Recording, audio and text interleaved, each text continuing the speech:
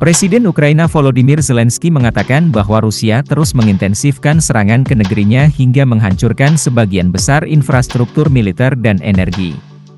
Bahkan pada bulan April 2024, Ukraina dibombardir dengan senjata berkekuatan besar.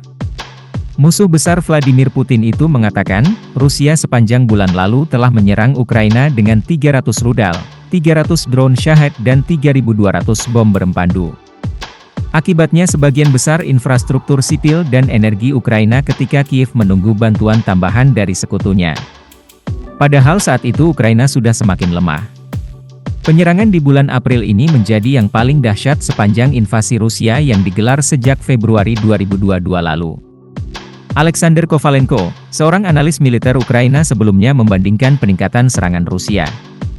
Pada 3 bulan awal 2024 saja, tentara Putin sudah menjatuhkan sebanyak 3.500 bom luncur berpemandu atau meningkat 1.600% dari jumlah bom sejenis yang diluncurkan pada 2023 lalu. Bom-bom berkekuatan dahsyat tersebut diluncurkan oleh 2 jenis pesawat tempur Rusia hanya dari wilayah sistem pertahanan udara mereka. Namun bisa meluncur deras ke wilayah lawan. Persenjataan termasuk FAB-1500 milik Moskow yang dimodifikasi menimbulkan kerusakan parah di Kharkiv, kota terbesar kedua di Ukraina, serta kota-kota garis depan seperti Sumy, yang mengalami pukulan hebat dalam beberapa pekan terakhir.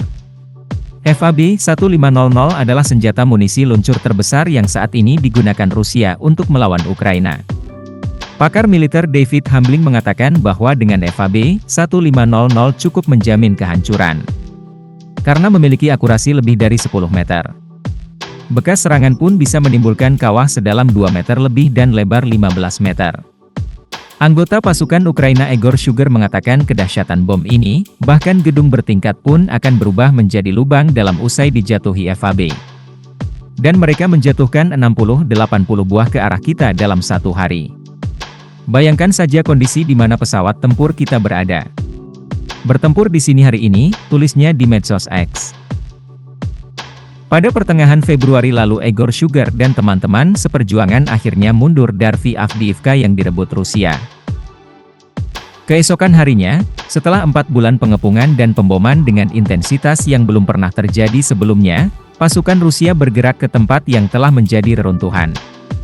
Namun perebutan kota di wilayah Donetsk ini, yang dapat membuka jalan ke kota-kota besar Kramatorsk dan Sloviansk, adalah salah satu kemenangan mereka yang paling mencolok.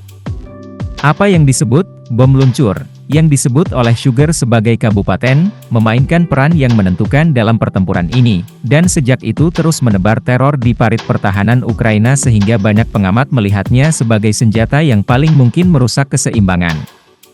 Menguntungkan Moskow setelah berbulan-bulan tidak bergerak. Tentara Rusia kini menjatuhkan mereka dalam jumlah besar di Chasiv Yar, salah satu benteng terakhir di jalan menuju Kramatorsk.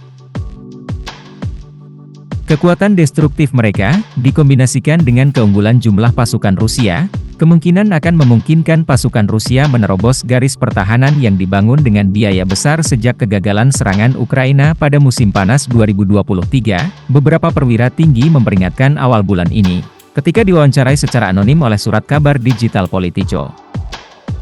Dikutip Forbes, saat ini Rusia sedang mendapatkan keuntungan dengan serangan bom luncur tersebut. Bom luncur buatan tangan itu harganya murah. Mungkin masing-masing hanya beberapa puluh ribu dolar. Keuntungan terjadi akibat sistem pertahanan udara Ukraina yang semakin lemah, rudal SAM yang selama ini membendung meluncurnya misil dan rudal balistik dari Rusia kini telah habis. Semakin banyak jet Rusia yang menemukan celah dalam pertahanan udara Ukraina, dan terbang ke arah mereka untuk melemparkan bom luncur berkekuatan dahsyat. Tanpa superioritas udara, upaya serangan udara strategis Rusia akan terbatas pada serangan rudal jelajah dan balistik yang mahal dalam skala yang jauh lebih terbatas, tulis Justin Brong.